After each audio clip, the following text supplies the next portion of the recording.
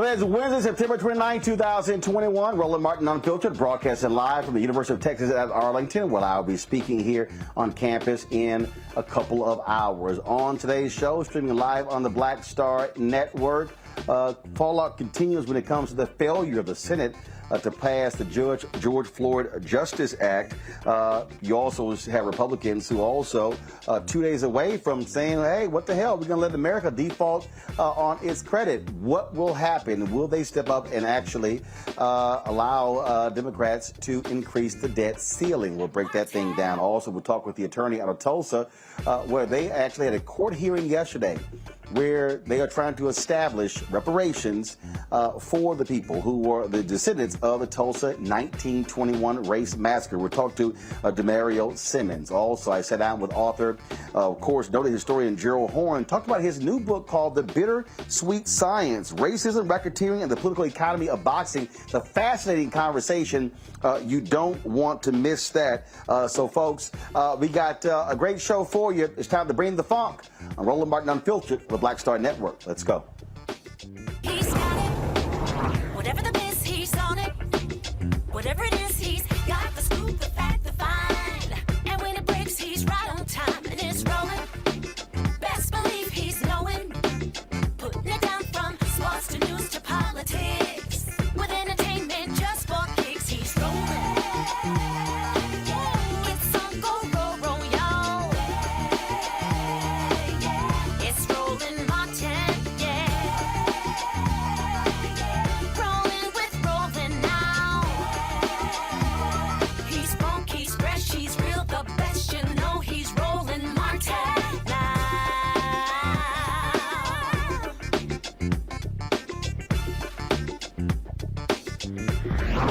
Martin.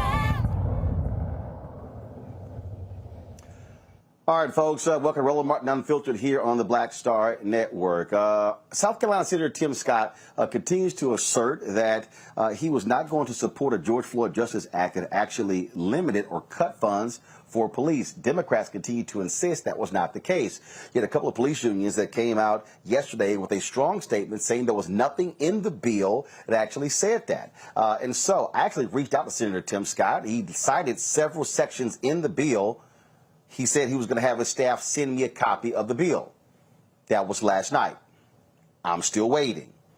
I'm still asking, where is it in the bill where he asserts funding was going to be cut, which he keeps saying is to defund the police?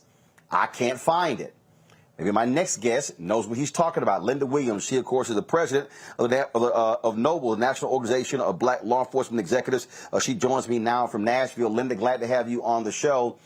You had a couple of unions come out yesterday and said there was nothing in this legislation that would actually defund the police. Senator Tim Scott continues to insist that that is the case.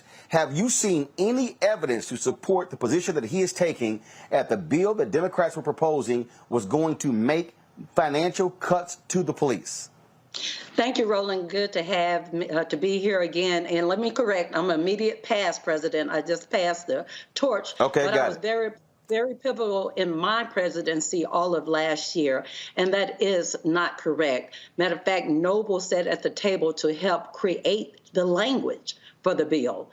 We concur with the IACP and FOP that was never the language. Additional funding has been given. And a matter of fact, for training and accreditation and even other data collection initiatives. So that is not correct. The Democrats nor anyone that sat down talked about defunding the police. Well, and again, like I say, I mean, I hit him up and I wanted to know specifically what he was talking about. And what he said to me was that sections, this is what he said, read sections 113, 114, 202, 204, 363, 382, and he said, and more. It's pretty clear. I'm still waiting on his team to actually send me the bill to actually see that. But I said, I'm still confused. You keep saying it's clear. How these unions, though, are saying that's not true. I think they would be probably more inclined to make it clear that they will not support something that actually cuts funding. So what is he talking about? And that's a good question. I am glad that other major organizations have spoken up so they don't think that it's one-sided. I don't know all of those numbers, but I'm very familiar with the bill. Matter of fact, as the national president of the National Organization of Black Law Enforcement Executives, we tried repeatedly to call Tim Scott's office, and he never returned the call.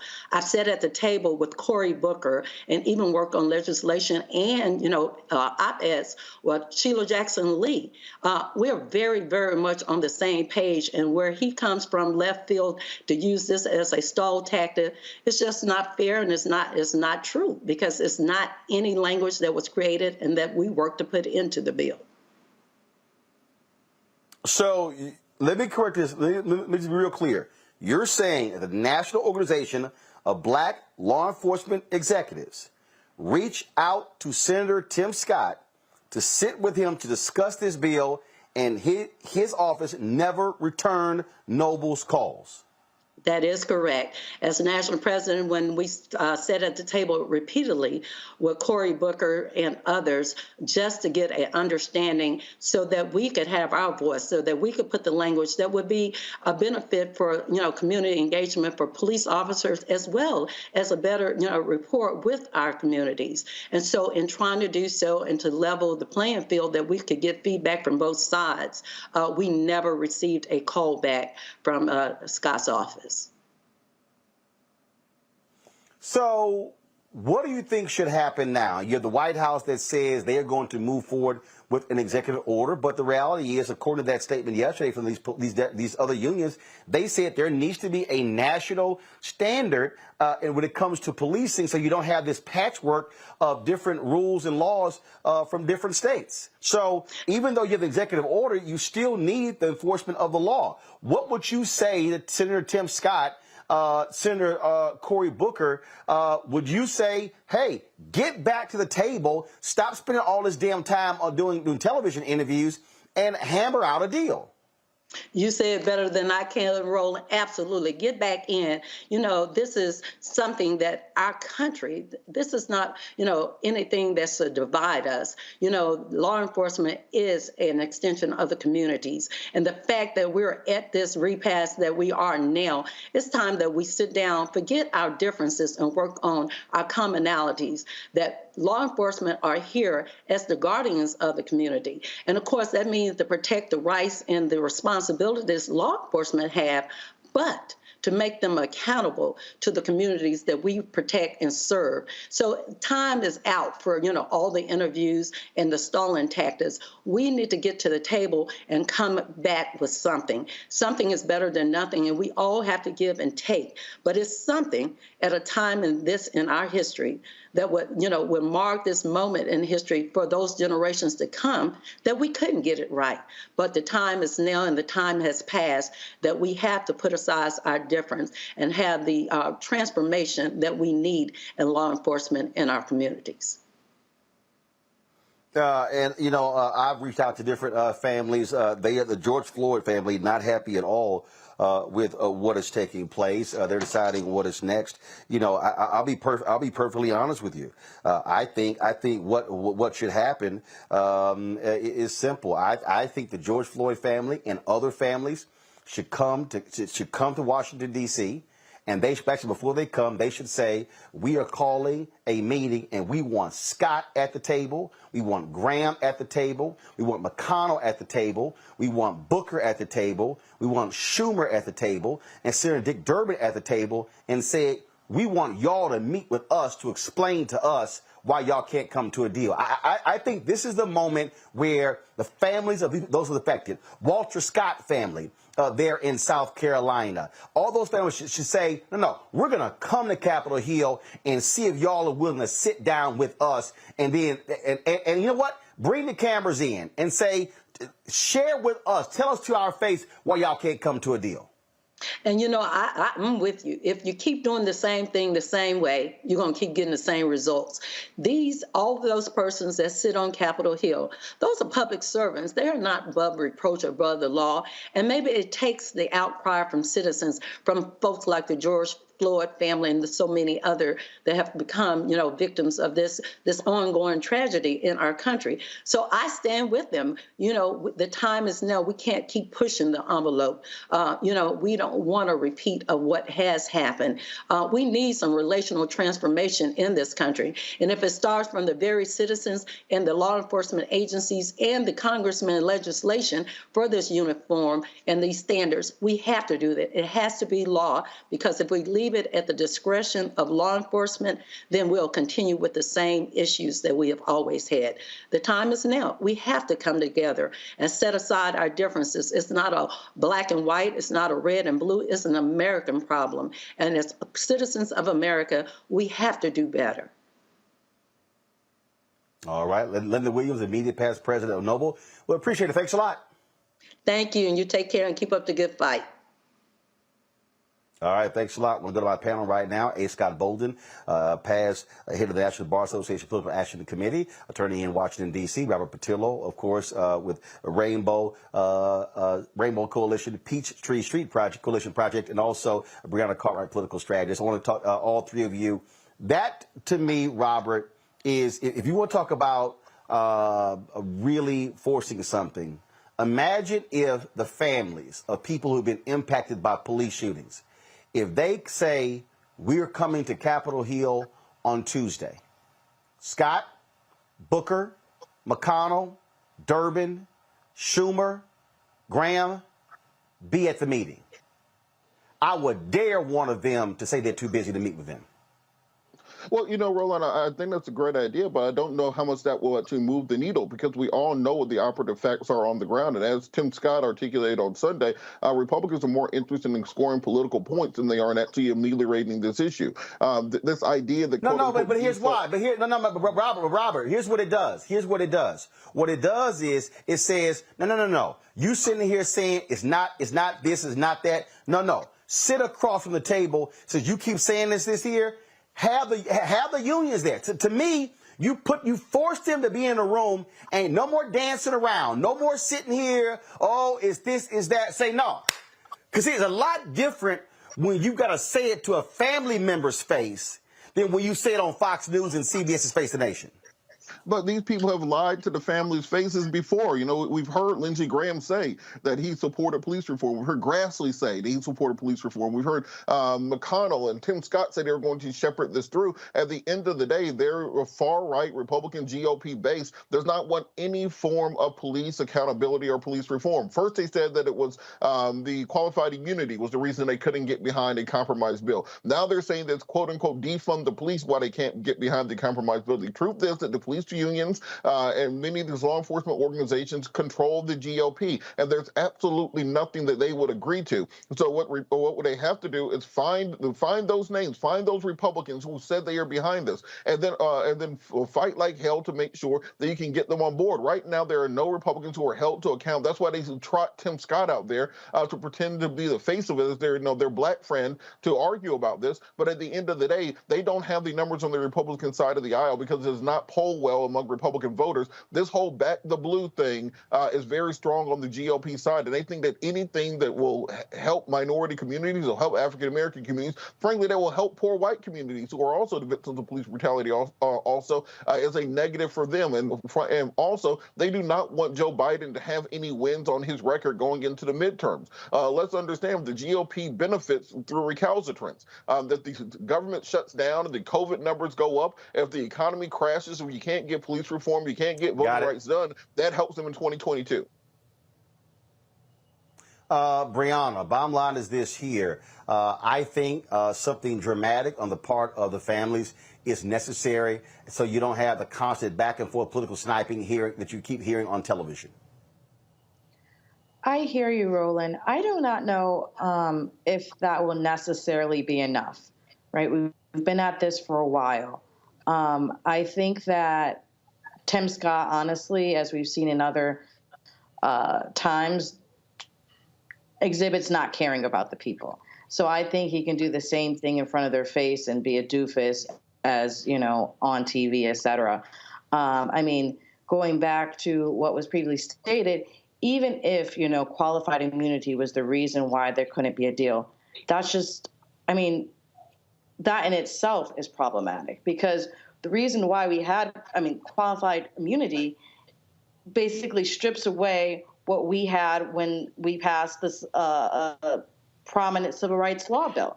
And so really, it allows for police to get away with killing us without any punishment, because it puts it to a higher standard to allow government officials, including police officers, to be above the law. But see, Brianna, you're focusing on the qualified immunity part. You notice that is not. You notice in all the conversations that you have seen with Scott Booker on television, qualified immunity wasn't brought up. Scott's whole, see again though, break down what he kept saying. He kept saying they wanted to cut funding, and he said that was a bridge too far. It was not qualified immunity. There are 5 critical components to the bill. What I'm saying is this is important because you have to change the narrative. And right now, the whole narrative is, they want to see defund the police. I wasn't down for it, so therefore, that's why we're not moving too far. You got to sit in his face and say, point it out, and then sit here and have the union say, Senator, we disagree. Union, Senator, we disagree. Booker, Senator, we disagree. Again, this is a narrative issue, and I think forcing them on this whole deal and being in their face after all of this is necessary. Well, Roland, you may be right, but there's one missing part of your narrative, that it anticipates that they will sit down with the families. The GOP has no interest in sitting down with the families. Scott, I'm gonna tell you right. Do you know, Scott? Let me tell you how awful it would look. I'm telling you, this is how awful. Again, and this is why you do it. You do it.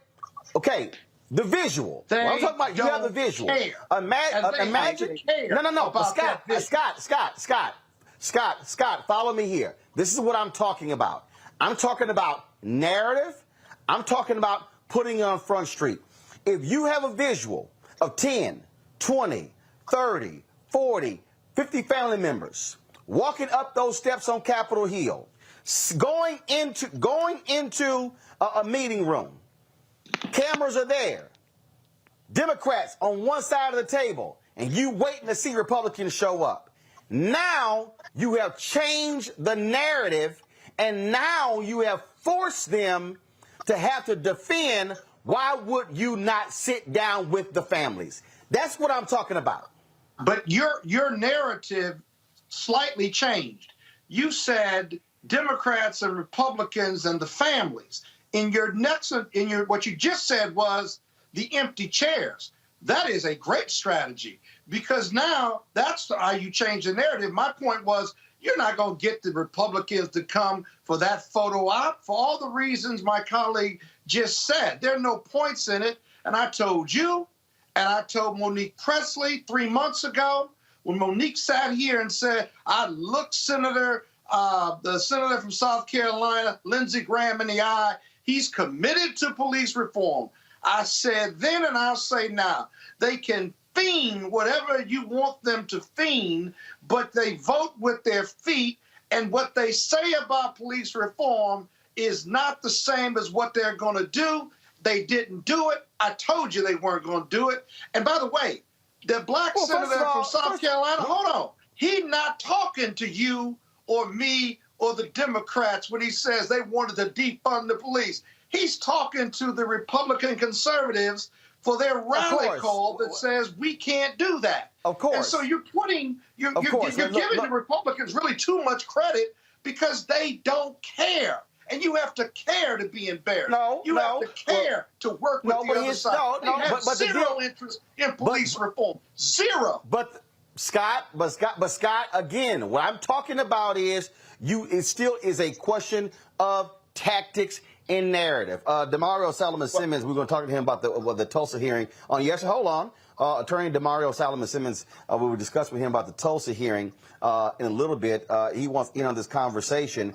What I'm arguing, Demario, and you've been doing this in Tulsa, there has to be something dramatic not from a Democrat, not from a Republican. To me, there's nothing more powerful than to have the families of people who have been impacted by police abuse and police violence challenge both sides to say, sit down and let's restart the conversation, and we want to hear directly what is the problem, why can't this thing move forward? Roland, you know you're my guy, but I'm just going to simply say to you, we've done that. We've sat down with the Republicans. I agree with my friend Scott Bolden. They don't care. They don't care. They have no shame, and they're not going to vote for it. And the reality is the real problem is... And that's why you're doing it again, to shame them. But the real problem is the Democrats not getting rid of the filibuster. The Republicans are doing what Republicans do. They stand strong, they stand united, and they stand against the things they're not for. They're not for police reform. They're not for getting rid of expanding the courts. They're not for voting rights for black people. That is not what they stand for, and that is not what their voters vote them in to do. So it's up to the people we vote in, the Democrats, to do the things that we hoped that they were going to do. And at the end of the day, they simply have failed us at this point. My clients, the Crutcher family, has sat down. You're not going to get. Look, it's two main senators who are saying they are not going to end the filibuster. It's not just two. Those two are the front. Cinema? Those two are holding the fronts for the others. Demario. I said there are two main senators. What you have seen is Senator Mark Warner, who has said that he supported a carve-out specifically when it comes to voting. Yes, there are senators. I'm saying the two main senators. That's what I said. Well, I agree, and we got to continue to fight. That's all we can do. We got to continue to push the envelope. I'm just saying that these particular Republican senators and elected officials, they have no incentive, as Scott said and other panelists said, they have no incentive to do the right thing because their voters don't want that. Their voters they don't mind us being killed in the street. They don't mind us being mired in the court system like we are right now in several of my cases because of qualified immunity, which makes it so difficult to be able to not only hold the police accountable, but it causes our cases to be on hold for years as the court waits on making a determination. They don't care about that. So I'm not saying we don't continue to try, we don't continue to do everything we possibly can, but these guys have sat down, my clients have sat down with Lindsey Graham. They sat down with Senator Scott. We sat down with other members of the GOP and had these passionate conversations, the tears, why this is important, and heard them say, we believe in this, we want to help you, and then they come out and they never do anything that really substantially help us. That is just our reality. But this is the but Breonna, here's the thing, it's very simple. Okay, if DeMario says we got to continue to fight, but what the hell does that look like? Okay, what I'm arguing is continuing the fight. So what does it mean, continue the fight, if I'm saying we don't challenge them, we don't get in their face? That's a part of continuing the fight. Well, I think the premise I agree. I'm sorry, go ahead. No, one second, hold up, Breonna. Hold up, Breonna. I agree with with the picture of having empty seats. It's a tool that's worked many times in labor negotiations, and it sends volumes that they couldn't even show up for the people that they're supposed to represent. But going back to what you said, the filibuster, right? That in itself is created on race lines. You know, it was created when they wanted to pass a bill against the heinous act of hanging Black Americans. And it took 100 years to break the filibuster, and it's still not on law. So the filibuster came into place to ban these civil rights legislations. And so going back to what this is and going back into, you know, what I was stating, I know that you said that they didn't talk about it, but qualified immunity, that once again was after the end of the Civil War when Congress passed a key Civil Rights Act. All these things that are blocking us from not dying in the streets is based on creating things to prevent it from going forward through race. And so they have Tim Scott there as a token, as a Black man saying, oh, this is going to be bipartisan, and see, we have Black people as Republicans, which is a whole nother story. But, you know, it doesn't go past that. And they don't really care because they don't lose their base by not showing up. And Bolden said it okay, right. So here's the deal, Rob. Okay, Rob. So here you go, Roland. So, okay, Robert. So here's the deal. Watch okay, this. no, hold on. No, Scott. Hold on. So, Robert, if we say keep fighting, what does keep fighting look like? Well, look, Roland, I'll give you For what you, the GOP, what does keep fighting look like?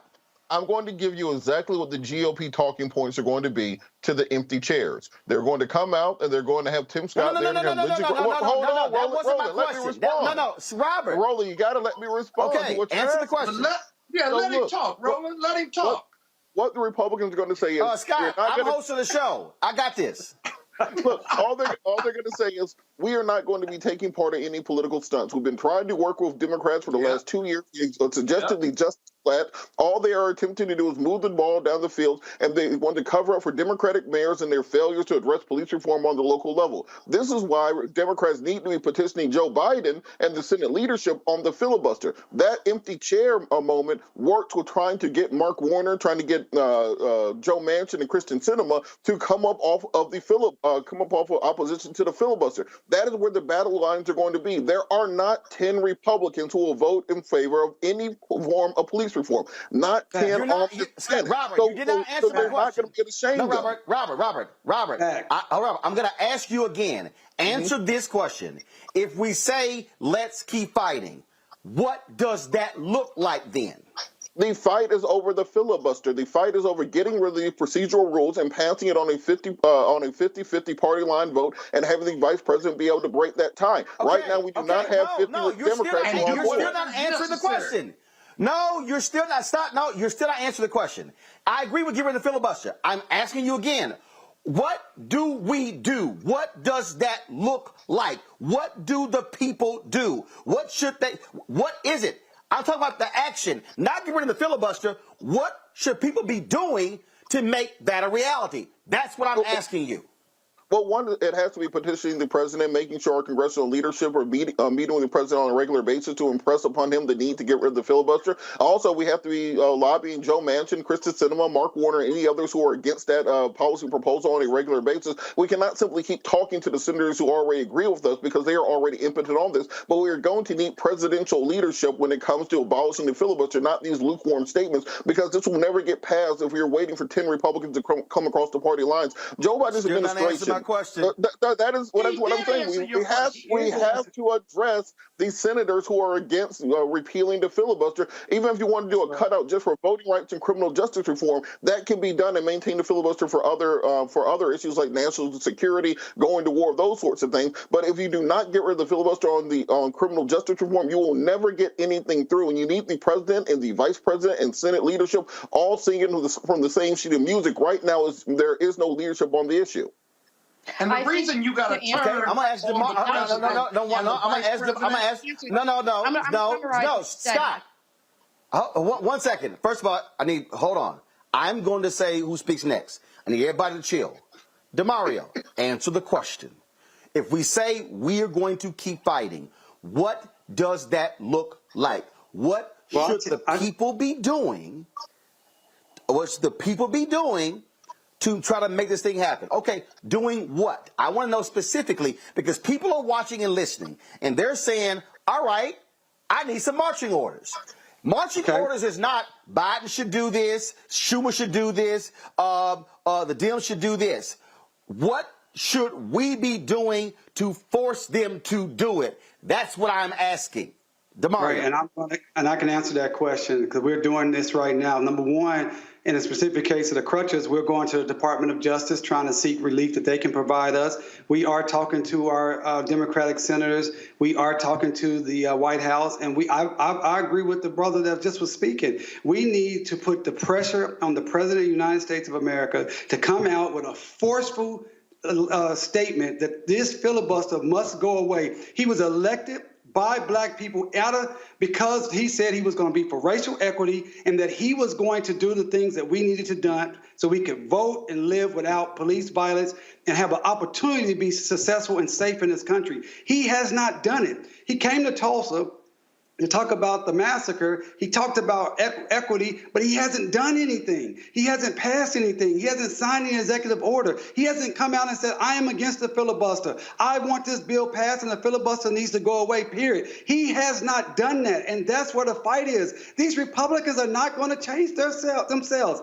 They are doing what they've been their job. I respect Republicans for that because they do exactly what they say they're going to do. We don't like you Negroes. We don't want you to vote. We don't care if you killed in the streets. We're not going to help you. And they don't do it. And we continue to beg them while the Democrats who say they're for us, say they're going to do things for us. They said if we flip the seats in Georgia, then we can get all these things done for racial justice and for our people for voting. That was the deal. That was the promise. And that has not happened.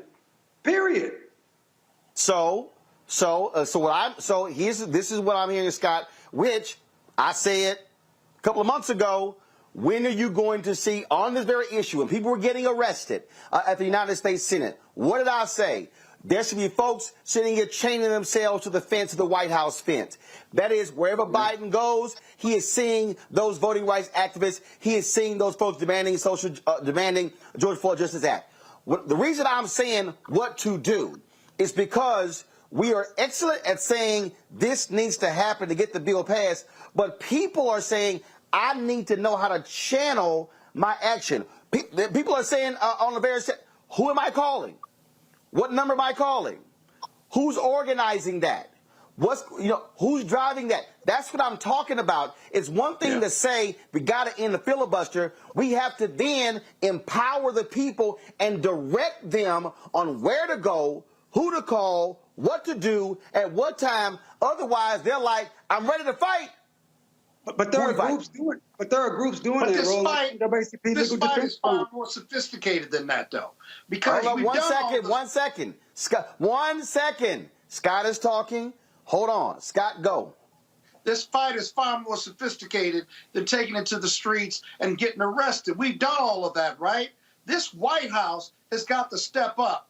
I am sick and tired of the rhetoric of this White House. I want their rhetoric to become a reality. And the reality is that only the White House has the power to pressure those two senators to end the filibuster and those who may be on the fence, and we have not made them do it. So how do we make them do it? We get the top 6, top 8 civil rights organizations to go meet with him and put pressure on him because of their constituencies behind them and demand that he do something about Manchin and Sinema. Do something about it. Cut a deal. Cut them off. Cut them away. Cut them out because they are not being loyal. The Republicans are loyal. They don't care. They had the biggest embarrassment in the White House, and they stuck with him, right? They were loyal soldiers. The Democrats haven't been loyal soldiers, and you got to make them jump in line and make them do what they're supposed to do. And Biden and Harris and this White House have not done it. They'll do it for the budget. They'll do it for the infrastructure, but they won't do it for police reform or voting rights and then demand that Black America votes for them again in 2022. What really needs to happen, the only way it's going to change is you outvote them. You outvote them in 2022, but guess what? So Brianna, what's the Democratic argument for Black people voting for them again when we put them in the White House and they failed us within 2 years of 2022? That's your problem. That's a bigger problem. I'll make this. Brianna, I'll say this. Brianna, I'll say this also. All those folks who were protesting in cities all across America after the death of George Floyd in May of last year, 2020, where y'all at? See, what has to happen is a return to the streets. What has to happen is mass protests. It has to happen. And so that also has been the case. What you've seen over the last 3 months, 6 months, you've seen largely Black organizations. You've seen the Black Women's Roundtable, National Coalition on Black Civic Participation. You've seen Black Voters Matter. You've seen others. You've seen them engage in protest, civil disobedience. What you have not seen are the hundreds of thousands and millions who were saying justice for George Floyd, as they say, where you at? Brianna? So I hear you. I I think I agree with Bolden in the sense of I do not think those protests is going to move the needle enough. I do think that we need to be in every meeting. I think we need to have these conversations. I think we need to have them on social media, TV, in the streets, everywhere, kitchen tables, and have, the faces out, right? Have these civil rights organizations out. As it's previously stated, there are organizations focusing just on this. You can say that there was a protest after George Floyd, but you see how far the George Floyd Act has gone. I don't think that us protesting and, like Bolden said, us getting arrested and everything that we've been doing up until this point is pushing the needle far enough. I think the fact of we put it back into what pushes the needle? So what pushes the needle? I think if we collectively come together and state one statement and show the numbers within that, and that they can lose their job, and literally show, okay, this is not working. This is who we're going to replace you with. Are you going to do the job or not? But that's actually what mass protest creates. See, what they really like, they like when we go away. They like when it gets quiet. They like when people are not mobilizing and organizing. What they are afraid of is when folks mobilize and organize. Let's be real clear. The White House is not afraid to meet with civil rights organizations. Hell, they already met with the NAACP, Sharpton, the Urban League, LDF, Lawyers Committee, A. Philip Randolph. They already met with them. What they don't want to see, they do not want to see hundreds of thousands of people mobilizing in the streets in the cities across America. That's not what they want to see. And all I'm saying is they ain't got no problem with nice, cute clothes meeting, but they do not want to see folks showing up. But here's the deal, though. You ain't voting until this election. You're not. You ain't voting until the election. And you're protesting. You're not just having a sweet meeting with them. You're protesting your constituents. You're bringing them outside the White House, but you're protesting the White House. You're not protesting police reform or voter rights. You're protesting Biden for not doing what he's supposed to do and said he would do. That's a very different protest And so what I'm saying is this here, because this is what I travel all around the country, and this is what I get wherever I go to, Mario. What do we do? That's what I get. When I'm on airplanes, when I'm renting cars, when I'm going places, people say, what do we do? Where do I go? What do we do? And that's the piece right there. And here's the deal. Everybody can't go to a meeting in D.C. And so now it's a question of, okay, who are the 10, 12 senators we're talking about? Okay, is it Coons? Is it Coons? All right. Who's mobilizing in his state? Okay? Who the folks moving on Cinema in Arizona? Who the folks moving on Feinstein in California? Who the folks moving on Warner in Virginia? That's what I'm talking about. So what I'm saying is we've got to give our people direction on who to call, where to go, what to do, because they're saying, I'm ready, but ain't nobody giving the call. DeMario, go ahead. I think that that is happening, and I think there are many groups that are doing that, and I think we've shifted this conversation exactly where we need to be. We were first talking about trying to sit down and embarrass the Republicans, and we've decided that that is not the play. But the play is to focus on President Joe Biden, who is the leader of this country, who was elected by black folks, saying he was going to do and get these bills passed, and also those senators, those Democratic senators who need to step up. I would also personally like to hear more even from the senators from Georgia. Senator Warnock and Senator Ossoff. I want to see more from them, getting out there, getting in and saying that Joe Manchin, you can't do this. Look, last week, as you know, Roland, or 2 weeks ago, I was in D.C. We were trying to meet with the DOJ.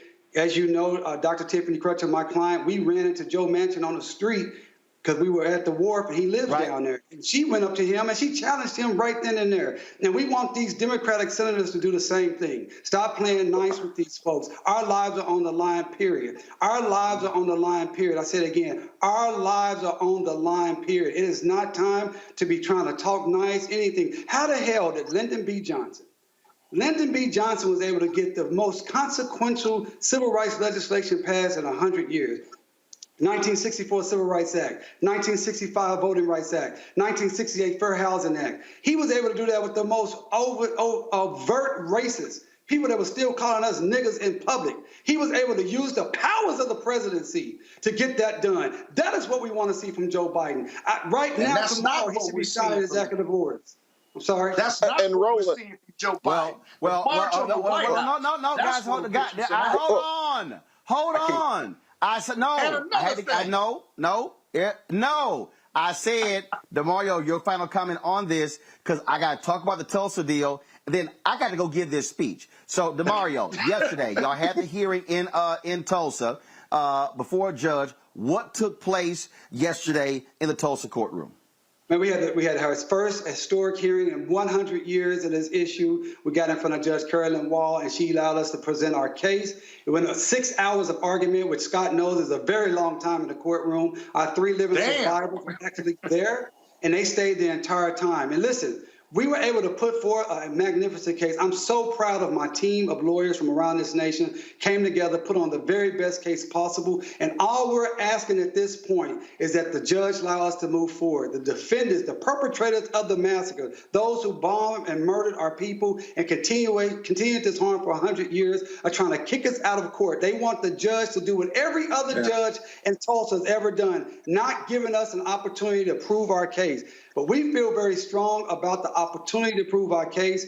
I am looking for anybody who wants to stand with us to go to justiceforgreenwood.org. That's justiceforgreenwood.org. Support these 3 survivors. Support this community. Because Justice for Greenwood is not just about Tulsa. It's about Black America. Because when Black Wall Street was burnt down, it impacted all of us. And if we can't get a win for the Justice for Greenwood massacre, it's not because Greenwood and the Tulsa massacre is unique, because they killed us all over the nation. But what makes it unique is the scope of it. You're talking about a town with at least 12,000 Black people, the most prosperous place in the history of this country. You're talking about a city that had more Black professionals per capita than any place in the history of this country. And when that was burnt down, never to be rebuilt, it destroyed the economic engine of all of Black America. But if we cannot win Tulsa, where we have documentation, video, pictures, we have insurance contracts, and we have living survivors, how can we possibly think about reparations in a larger scope when we don't have living survivors? So this is why Tulsa is so important, and why I'm so excited for this opportunity for our judge to allow us to move forward and give our 3 living survivors. Can you imagine being 107 years old, 106 years old, 100 years old, and be in court and hear the people that burned down your community tell you that you don't have an injury, tell you that you don't have anything uniquely special about your injury? That's what happened yesterday. That's why we need the country behind us. That's why we need Black America to support Justice for Greenwood Foundation. And that's why we must have this win in Tulsa. And we're looking forward to our judge to giving us this opportunity to move forward so we can prove our case. We can do it if we're given the opportunity. So you presented the case. What is next? Would the judge get any indication how long it would take to rule on this? She did not give us a definite time period. What she told the local media was that she was going to do it timely and as soon as possible. And it was, hey, as like I said, it was 6 hours of argument. We have 6 defendants, 7 motions to dismiss. Very, a lot to go through, but I think we made it very clear for her. But you have to understand, she needs to look at this because this has never happened in 100 years. It has never happened in the history of this country where you've had a scenario where you've been able to see racial terror, racial destruction at a mass level have an opportunity to go to court. But in Oklahoma, we're one of 5 states that have a very unique public nuisance law. It's found at 50 OS 1. And it simply says if there is an unlawful act or an omission of a duty that causes an ongoing harm, then you have a claim. We can prove that. We have shown that in our allegations, and we just need the opportunity. So we expect that our judge will provide us an opportunity to move forward. We hope to hear from her in the next few weeks. We don't know for sure. As Scott knows as a lawyer, we don't make that determination. The judge does, but we're looking forward to hearing from her soon. All right, DeMario Simmons, we certainly appreciate it, man. Thank you so very much. Roland, thank you for everything you do. For that, and we'll be following that as well. Thank you, brother. We appreciate everything you do. I appreciate that. Thank you very much. So this is a truncated edition of Roland Martin Unfiltered with our panel. And so I want to thank folks for the spirit of discussion. I'm here on the campus of University of Texas at Arlington, literally about to run out of this door to go give a speech. And so let me thank Brianna, Robert, and Scott for being on today's show. Thank you so very much.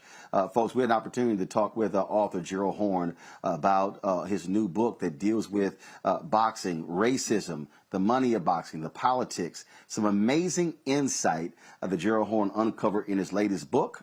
Here is our conversation. Gerald, always glad to have you here on Roland Martin Unfiltered. Let's get right into it. There are a lot of people, of course, who are boxing fans, and we know about Jack Johnson, we know about Joe Louis, we know about Floyd Patterson, Muhammad Ali, Mike Tyson, Larry Holmes. We can go on and on and on. But people really don't understand the seedy, corrupt history of boxing in this country and in this world. Well, the cliche that used to be used with regard to boxing is that it's so morally corrupt that but for the lack of headroom, the matches should be held in sewers. Some of the most disreputable characters that you can imagine have been involved in not only the promotion of boxing, but the profiting of boxing. Let's start with Donald J. Trump. You may recall during his time as a so-called mogul in Atlantic City, staged many boxing matches, and of course, like many promoters, as they're called, looted many boxers. Or take Bob Arum, for example, now headquartered in Las Vegas, formerly headquartered in New York City. He promoted many Muhammad Ali fights. He promoted many fights. In fact, even though he's in his late 80s, he's still trying to get it on. And he, too, helped to plunder and pillage more boxers than one. And what's interesting about this scenario is that the man who's usually accused of plundering and pillaging boxers is Don King, who, as you know, is a Black American, also headquartered in Manhattan. And he has been denounced more than once by Mike Tyson, Larry Holmes, et cetera. But I think what your viewers need to realize is that Don King is not necessarily unique. It's very curious that the denunciations are heaped on his head, while those like Bob Arum and Donald Trump oftentimes escape denunciation. Well, absolutely. And part of that is because you've had fighters that have gone public. You've had Jack Neufeld's book that was on Don King and so many others. And you're right. I mean, there are a lot of unscrupulous characters in boxing. And for a long time, it was mob run, mob controlled. Well, boxing also, I think, exposes and reveals many lessons, particularly for the younger generation. Oftentimes, many in the younger generation, they ask plaintively, why haven't Black Americans been more heavily involved in the management end, the business end, the profit-making end? Why are they the ones in the ring, stripped to their trunks and taking a pounding as a result? Well, this occurred to older generations. And indeed, a story that I tell in this book is about the effort by the 1950s of the retired champion Joe Louis and his comrade, a Black American lawyer from the University of Chicago by the name of Truman Gibson, to try to take over boxing when television as an appliance was entering many living rooms. But what happens, number one, is that in order to get involved in the promotion of matches in Chicago and New York City, Madison Square Garden in particular, they had to cross paths with organized crime. And then number two, what happens is predictable, that the prosecuting authorities, who do not necessarily bear influence from Black Americans, then went after Truman Gibson. He barely escaped prison. And I think one of the lessons that folks should take away is that it is all well and good to have capital and invest in a business, But you really need to have some sort of influence with the district attorney or the U.S. federal attorney, because I guarantee and assure you that your competitors and peers will, and by means mostly foul, they will then be able to unleash the prosecutorial authorities on you, and you will be lucky to escape prison. You talked about African Americans being involved on the business side, and I'm going to come back to that, to modern day, and how Al Heyman has completely flipped the script, and frankly has just really pissed off all of these longtime white promoters who have been making major grip, who become multimillionaires because of fighters. I'm going to deal with that in a second. But let's take it further back. You talk about when you mentioned Joe Louis, the first thing that came to mind is how the folks who represented him essentially were bartering and negotiating his percentage of his purses for life to land fights. And all too often you had managers who controlled so many aspects of these fighters that a lot of these black fighters were left penniless and broke.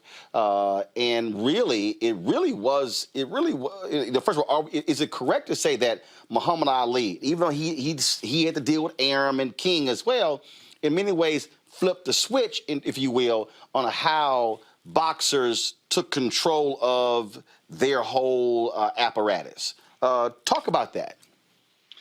Well, Muhammad Ali, the erstwhile Louisville Lip, who, as you know, is catapulted into prominence as a result of the 1960 Olympics in Rome, where he emerges triumphant, and then in a startling series of bouts with mob-backed Sonny Liston, he is proclaimed heavyweight champion.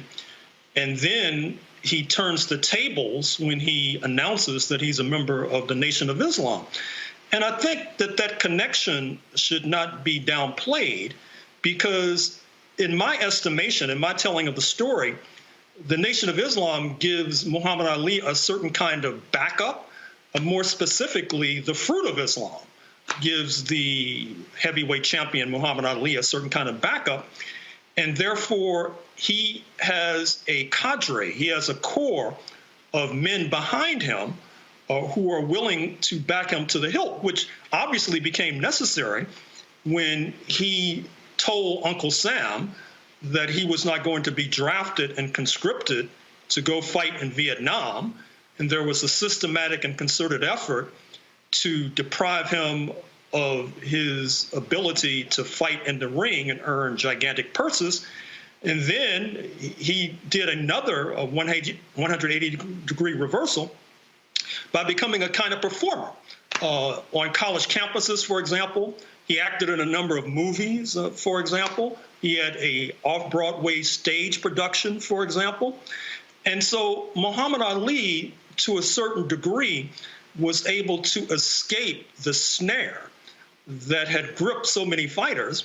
And you mentioned Joe Louis, who had to pledge a certain percentage of his earnings to a Euro-American champion in order to get a bout with him, which was not necessarily unusual.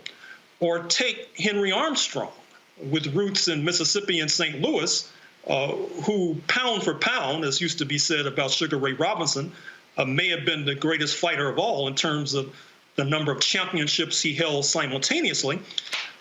His contract was traded from mobster to mobster, which obviously did not leave him with a high standard of living.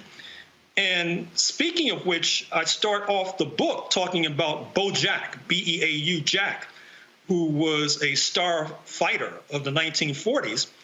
And it's striking how he learned how to fight, because during the era of slavery, and in fact, after the era of slavery to a certain degree, for the entertainment of slave masters and then their descendants, they would have these battle royals where 8 or 9 black men would be blindfolded and placed into the boxing ring and told to go at one another and whoever emerges triumphant receives a prize of some sort.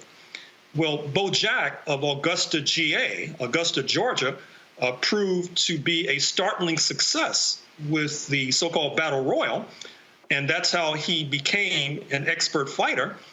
But the punishment and the pummeling that he absorbed obviously reduced his ability to earn another kind of living, not to mention reducing his life chances. And so after he was forced out of the ring, and after earning a considerable sum, he wound up in Florida, shining shoes.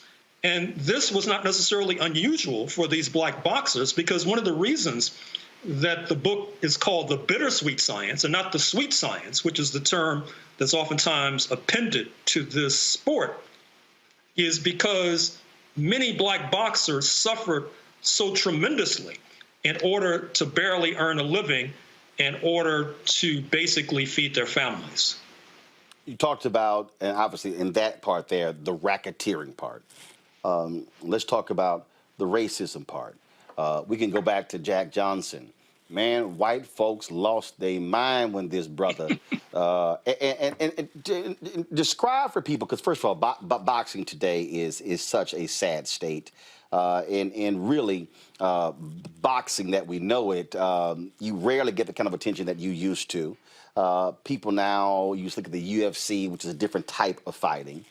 But boxing, just like horse racing, back in the day before television, boxing and horse racing were two of the biggest sports, bigger than football. Basketball didn't exist, bigger than baseball. The print journalists really told the story. So you had to rely on radio and these print journalists to really understand. So you have these larger than life characters. But white folks in America, they lost their mind when that black man beat the hell out of that white man and became the boxing champion. Well, Jack Johnson, the so-called, the man who induced the Great White Hope, which was the name of a Broadway play, then a movie starring the great actor James Earl Jones portraying Jack Johnson on the silver screen. And as the title suggests, after Jack Johnson, born in Galveston, Texas in 1878, became the heavyweight boxing champion by 1910, you are correct to suggest that it induced a certain amount of hysteria. Because recall that this is the era of lynching. This is the era when a black man in particular could be lynched for a trivial offense, such as malicious eyeballing. That is to say, you could look at a person the wrong way and wind up burned at the stake. And here you had Jack Johnson going into the boxing ring in Reno, Nevada in 1910 and becoming the heavyweight boxing champion shortly thereafter by beating his opponent, who happened to be a so-called white man, into submission. In other words, Jack Johnson was rewarded for doing something. If he had done it outside of the ring, he might have been lynched or murdered. So obviously this injected a certain amount of hysteria into the body politic. You had black people, after Jack Johnson was victorious, being lynched themselves for celebrating too enthusiastically. This was also the era when cinema was becoming more widespread, and the film was captured on the film of the match was captured. In fact, you can probably go to YouTube and see it today. And then it was shown in theaters across the country, if not the world, which obviously helped to incite many white mobs to try to lynch more black people, just as it excited more black people and urged them to greater heights. And so it did not take long for Jack Johnson to once again face the wrath of a prosecuting attorney, and he was prosecuted successfully for violating a law that said it was illegal to take a Euro-American woman across state lines for reasons of so-called white slavery. Now, actually, this woman was a paramour of his, which brings up another story, because one of the reasons why Jack Johnson incurred so much wrath in a white supremacist society was his tendency to consort and mate with Euro-American women. And by the way, he didn't give a damn. Joe Louis. He didn't give a damn. He was like, oh, Joe Louis, y'all don't like a black man with a white woman? All right, I'm going to go get me several. Well, yes, that drove him out of the country, in fact. Rather than face the music in prison, he decided to go in exile. And he was a precursor of Muhammad Ali. Perhaps, if you can accept this, he may have been more militant and radical than Muhammad Ali, because he went into exile in Mexico and then tried to set up a base in Mexico from which attacks could be launched on Texas and the other white supremacist states of the United States of America. Obviously, this too infuriated the authorities. And finally, when you had regime change in Mexico, he was forced to come back to the United States and serve in prison. Wait, hold up. So Jack Johnson was trying to lead a rebellion against the United States? Oh, absolutely. Yeah. Even Muhammad Ali wasn't trying to do that. Right. Right. So he was quite an extraordinary figure. And even The Great White Hope, that movie, which I admire, I don't think it really does justice to his entire career. And I sort of understand why, because particularly that chapter I've just outlined, where he tried to lead a rebellion from Mexico, that's not the sort of thing you expect to see on the silver screen. Well, keep in mind, Jack Johnson also was a native Texan. And that's so, right. You know, so that sort of plays, you know, we black Texans are a bit rebellious. So I understand. Yeah, more rebellious than I think even black Texans realize. Mm-hmm. I mean, can I add a vignette about some new revelations about Juneteenth? Yeah, go ahead. So, you know, I'm working on this book that would have been published now but for the pandemic. So we all know about Juneteenth, June 19, 1865. Supposedly General Granger shows up and tells the Negroes that they're free. But what's downplayed is that he was accompanied by 75,000 so-called colored troops. And why did he need so much backup? He needed so much backup because the settlers in Texas, which was the Confederate state least damaged by the Civil War, and was the Confederate state in which slave owners from Louisiana and Arkansas were bringing their enslaved during the Civil War, because you saw the black population increase exponentially. They had this idea of resuming slavery in Texas. And not only that, but recall that Mexico, the southern neighbor of Texas, was then under French rule. They were supporting the Confederacy.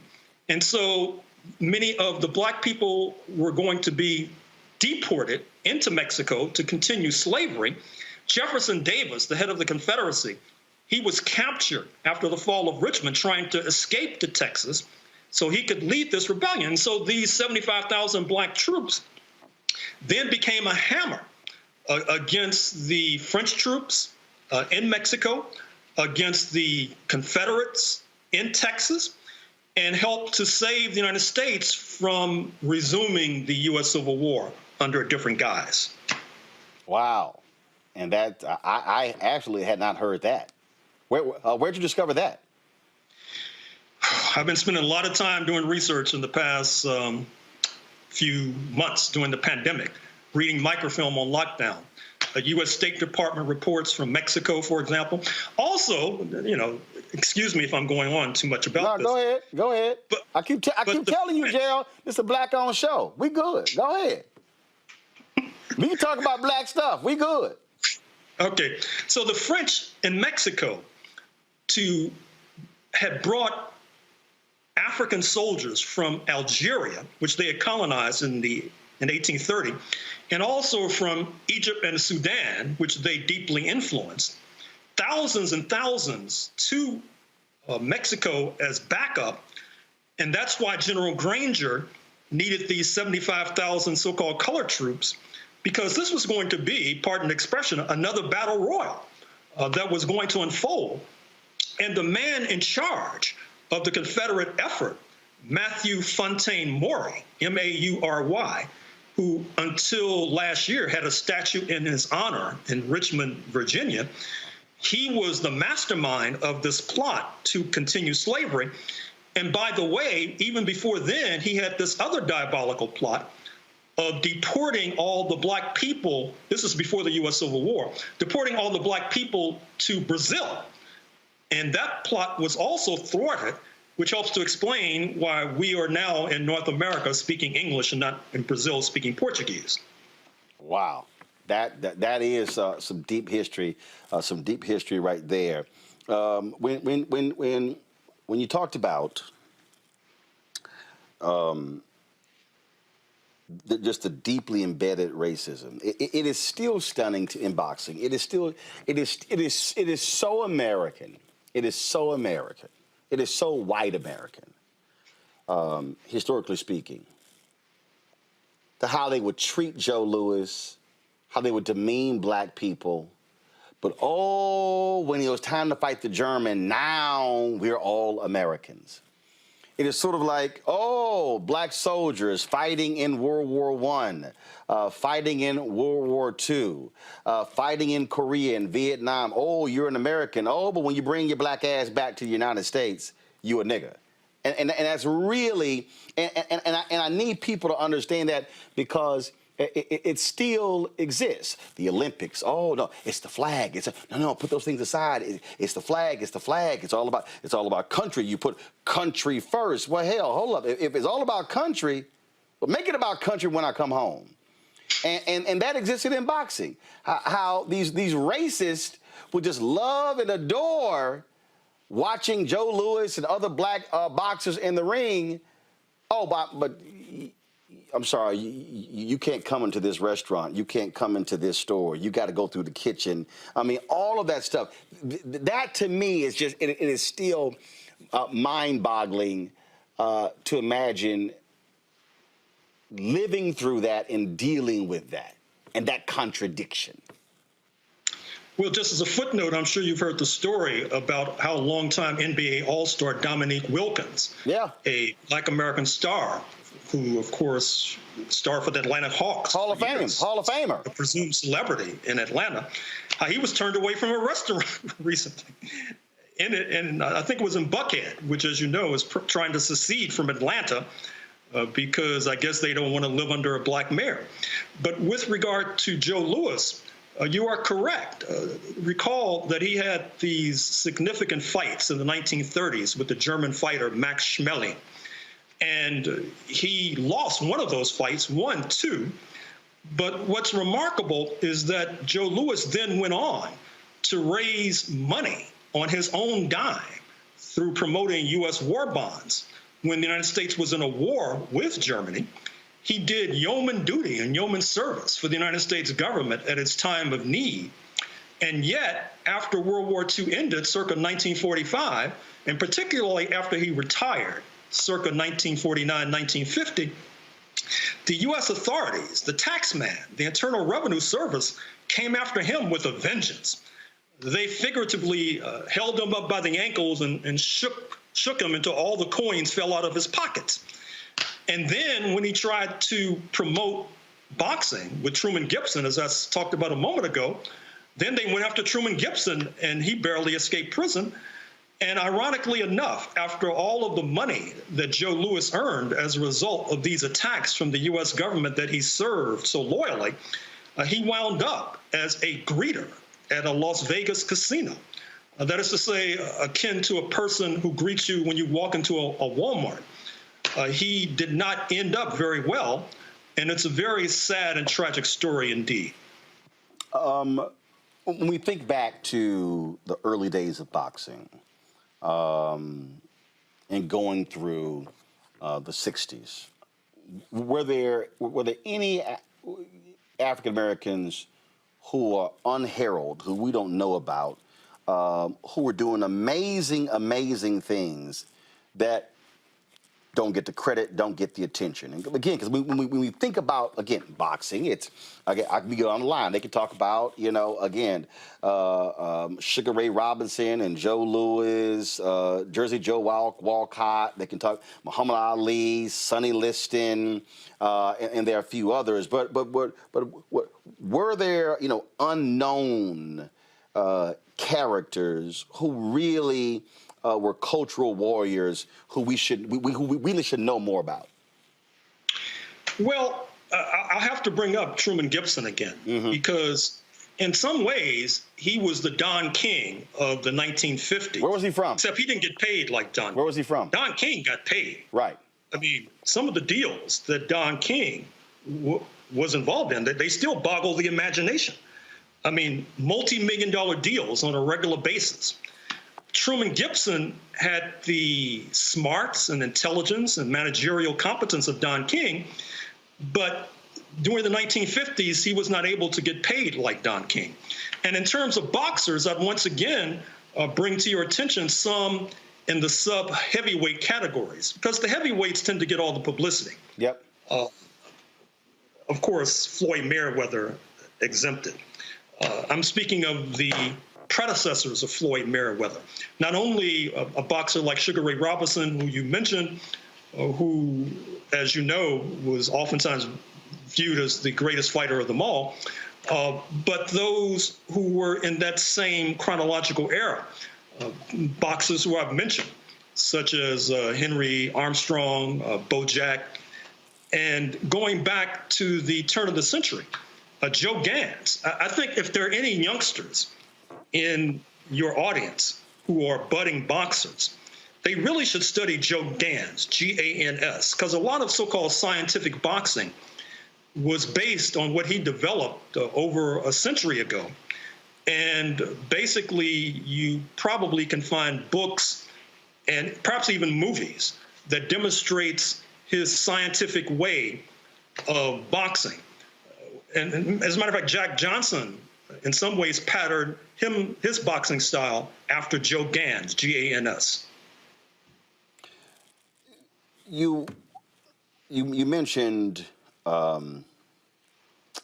you mentioned Don King, and I dare say, when you talk about it again, I am not vouching for Don King. His family, they reached out to me to record a video for his 90th birthday party to include in it. So he's coming up soon. So I got to find out things I have even recorded and send it. But he really did muscle in on the action. And man, he pissed off a lot of white folks in boxing because he used his mouth and his moxie at a time after the civil rights movement that you had this whole say it loud, I'm black and I'm proud. And he really changed the game, if you will, and became a force to be reckoned with. And these white promoters had no idea how in the hell it happened.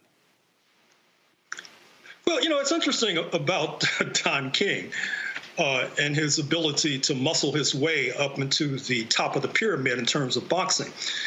A moment ago, you mentioned Jack Newfield, the late journalist out of New York, former columnist for the Village Voice, now defunct, who wrote a scathing and scalding book attacking Don King. But what was striking about Jack Newfield's journalism is that for whatever reason, he tended to not scrutinize Bob Arum, who was Don King's major competitor and major peer. In fact, I recall when I was in New York doing anti-apartheid work in the 1980s, and Bob Arum had brought these boxers over from apartheid South Africa, because that's a major part of the story that I tell. And we tried to get Jack Newfield to do a story about it. He wouldn't do it. In other words, it seemed to me that he was almost acting as a flack for Bob Arum, Don King's major competitor, which in retrospect, I don't think your audience should necessarily be shocked or surprised by, because we know that black men of an older generation oftentimes, once again, had to face the prosecutorial authorities. You might recall Willie Brown, who's probably in the same age group by now of Don King, the former mayor of San Francisco, yep, a mentor of not only Gavin Newsom, but Kamala Harris. Yeah, Willie is in his early 80s. Sorry? Yeah, Willie's in his early 80s. Don is 90. Yep, go ahead. Okay. Yep. So when he was Speaker of the assembly in California, the authorities basically enacted term limits so that he had to leave the assembly. That's why term limits came to California, to get rid of Willie Brown. And he was so notorious in terms of being able to elude the prosecutors that you might recall that in one of the Godfather movies, Willie Brown plays himself. Godfather 3. Yep. Godfather 3. Where he plays himself as a politician who's able to elude the authorities. So you know you're notorious when you get to play yourself in a movie enacting what you actually do in real life. And therefore, what happened to Don King was not necessarily unique or peculiar to Don King. It was the lot and the fate of any black man in particular who was trying to climb the greasy pole of success. We talked about the racism and racketeering part. Explain what you describe as the political economy of boxing. What does that mean? What that means is that economics is political. I think that's a sub-theme of what I've been trying to explain thus far. That is to say that the fact that Bob Arum did not have to face as many prosecutors or investigators as Don King was obviously a political decision. Likewise, who is able to earn money and who is not able to earn money is an economic factor. And so when you merge politics and economics, you come up with political economy. That is to say, it would be a myth and, in fact, misleading to suggest that economics stands alone. Economics inevitably is integrated with politics. You saw that just a few days ago when ProPublica revealed that many of these billionaires, Warren Buffett, Jeff Bezos, Elon Musk, they're able to evade taxes while people like me are paying taxes up the yin-yang. In other words, they're able to accumulate wealth as a result of the Internal Revenue Service, which is a political agency, an agency of the U.S. government, not being able, because of various regulations and rules, not being able to extract taxes from them that would then go to healthcare, education, et cetera. That's what we mean by political economy. So let's talk about. I want to move it forward to. We talk about power behind it. What Al Heyman has done. First of all, this brother gives very few interviews. I mean, like literally, he does not do interviews. He was a concert promoter. Folks who might remember the Budweiser Superfest tours, that he was the force behind that. And so then what he did was he purposely did not call himself a boxing promoter. He changed the language as well. And the reason Floyd Mayweather has the riches that he has and how he's been able to earn the money, because it was Al Heyman, in his brilliance, who went to Floyd Mayweather and said, you know, you're the one who's making the money. You're the one who's promoting your own fights. You don't need Bob Arum to promote your fights, and he comes off making 30, 40, 50, 60, $100 million. If I'm correct, it was a $750,000 buyout of Floyd Mayweather's contract with Bob Arum. And it was Al Heyman's suggestion to buy himself out of that contract that completely changed Floyd Mayweather's world. I dare say, with all of these names, and even with Don King, and I think if you mention all of these people, I believe that 50 years from now, 100 years from now, if the question is raised, who was the most influential individual in the history of boxing, I would say it was Al Heyman, because he completely flipped the script and changed the game. And he wasn't about attention. I mean, I'm telling you, if you Google him right now, you might come across one or two interviews. He does not go public. He is a stealth figure. You are correct. And in fact, the only way I know about Al Heyman is that I read the Los Angeles Times on a regular basis. And a few years ago, there was an article about him. You are correct to suggest it's very difficult to find information and documentation about Al Heyman. And I think that's a very wise decision, because when you are flamboyant, as Don King is, when you are oftentimes portrayed in the headlines, like Don King used to be, that really only attracts the sharks and the barracudas and the vultures, and attracts those who want to take you down. And because Al Heyman is not necessarily a household name, I think that that helps to facilitate his escaping negative attention, at least thus far. Although it would not surprise me that as a result of our talking about him, that some prosecutor looking to get notches on his gun belt might be going after him.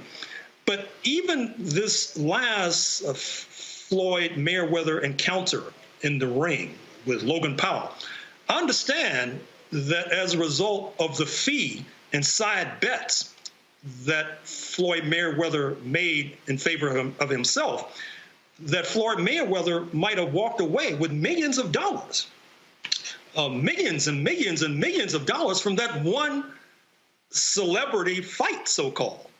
And so, once again, I think that Floyd Mayweather, probably more than most, knows that he owes a lot of his wealth, if not the better part of his wealth, to one Al Heyman. And I think, and the reason I think, again, I think the reason why I say Heyman is so important is because, one, he was successful in getting these black boxers, and he manages other boxers as well. But the key was to get a black boxer to understand, really more so than and differently how King did it, because obviously what Don King did is he caused a schism between Mike Tyson and his white management team, and King played on that, talked about racism, and black folks doing business together, stuff along those lines, and went on to totally screw Mike Tyson. But what Heyman did was to get the boxer to understand you're the one who's actually in charge. Look, my job is to be a facilitator, but I'm not the one who is the overlord of you. And so by doing that, it completely shifts the game. And he's able to, the contracts that he has brokered with his own, he literally has his own boxing series. Not just, hey, I signed a deal with this network for my fighters. I mean, creating his own division. And yes, there are critics, but I just think the genius of Al Heyman and how he was able to do it, and it has caused, because remember, we used to always hear about the Duvas and the Arams of the world, and they were always these larger-than-life figures, and there was always these stories on them to a certain extent. I remember Butch Lewis as well. You also had, and of course he's going to get mad at me, he's escaping me right now, Riddick Bowe's manager. Why is he escaping me? He's been on my show. Rock. Rock Newman. But I really think from a business standpoint, I wouldn't be surprised, and people always talk about a Harvard review class, a master class, damn that. HBCU should do a master class on Al Heyman. I'm proud of me, as Al don't talk. But literally the business genius of what he is able to, how he was able to go from being a concert promoter to now being the most powerful figure in boxing, and as an African American, is stunning. Well, you are correct, and I salute him for being able to fly under the radar for so long. It must not be easy to do so, but I will say this: if he is listening or watching, I would hope that at some point he would do a book, because like the rest of us, Al Heyman won't live forever, and it's very important to pass on the lessons that he's learned to an upcoming generation, so that an upcoming generation can profit from his obvious intelligence. Although I have to say I'm sympathetic to why he tries to keep a low profile, because as I explained in the book, sports in general, and boxing in particular, is mob infested. There is a credible story, in fact, about Sonny Liston, who, as we know, was defeated by Muhammad Ali and then died under mysterious circumstances a few years later, that Sonny Liston might have run afoul of the mob in Las Vegas. And Las Vegas is a particular site and locus of the story that I tell. It's not just because it happens to be the home of Floyd Mayweather and happens to be the home of Bob Arum as well. It's also a regional headquarters for organized crime, and it's a city that was built on gambling in a state where in some counties prostitution is legal. So if you're talking about corruption, if you're talking about immorality, you have to talk about Las Vegas, you have to talk about Nevada. I ask you this all the time we do interviews, and I do this with every book author.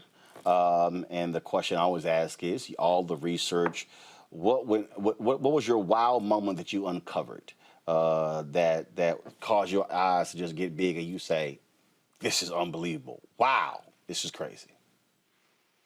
Well, that's a hard question. I will say this, and I'll say this for future researchers who wonder. There is a great boxing archive at Brooklyn College in Brooklyn, New York, that, believe it or not, has not only correspondence from Muhammad Ali.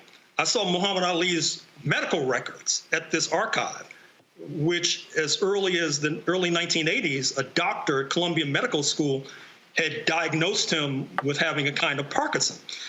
I saw the records of Muhammad Ali after he took this tour of Africa in the 1979 at the behest of then U.S. President Jimmy Carter to try to get African nations to boycott the Olympics.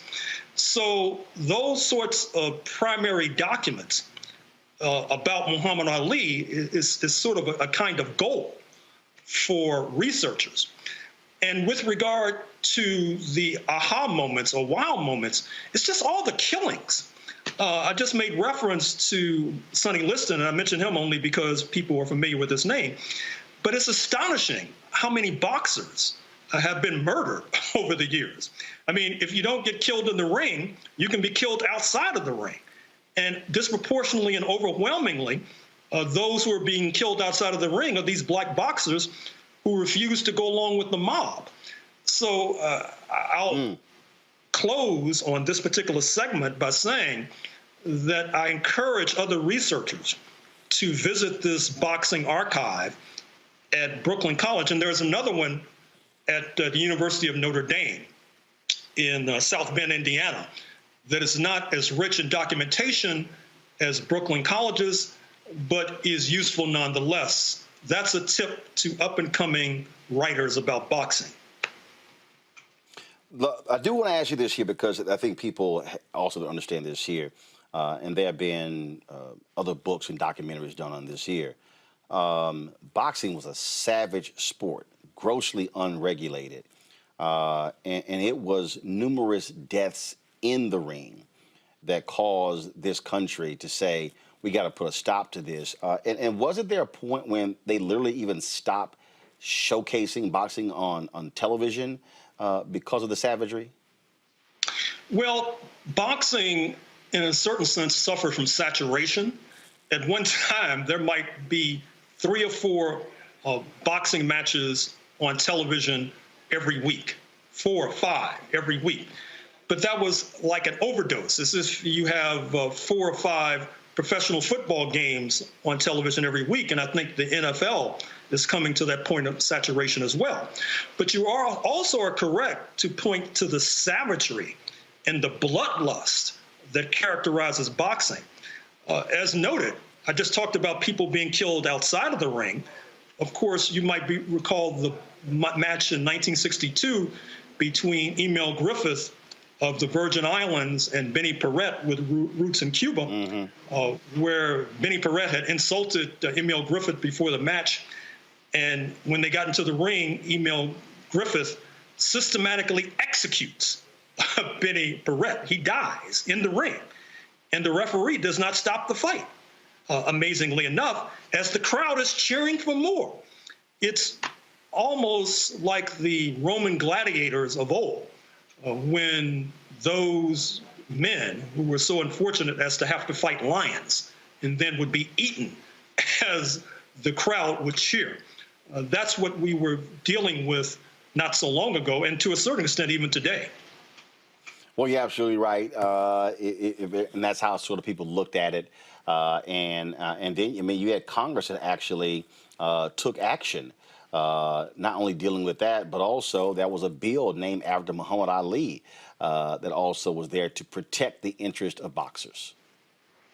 Yes, there have been efforts at reform. The late Senator John McCain of Arizona took this up as a personal project to try to force through federal boxing reform. Larry Holmes, by the way, has also been quite vocal on the question of reform of boxing, but the interests are much too powerful.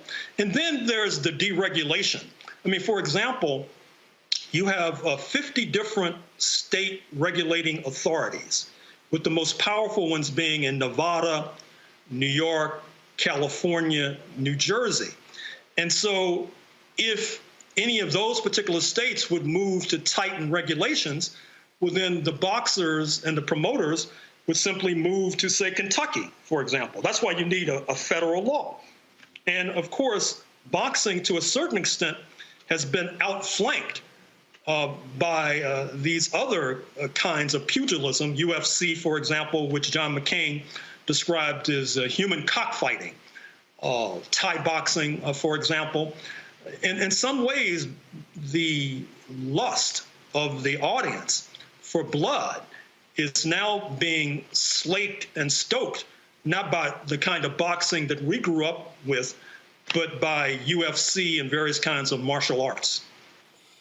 Folks, the book is called The Bittersweet Science, Racism, Racketeering, and the Political Economy of Boxing. Is by Gerald Horne. Gerald, first of all, what number book is this? I don't know, maybe 34, 35, something like that. I don't know where in the hell you find all the time to write these books. I don't. My Lord, between the research and the writing, but we've certainly enjoyed your work. There's so many other books by you that we've talked about that I've told folks to actually buy, and so I think I'm proudly responsible for some nice royalties that go to you. We talk about your books enough. You are correct, more than you realize.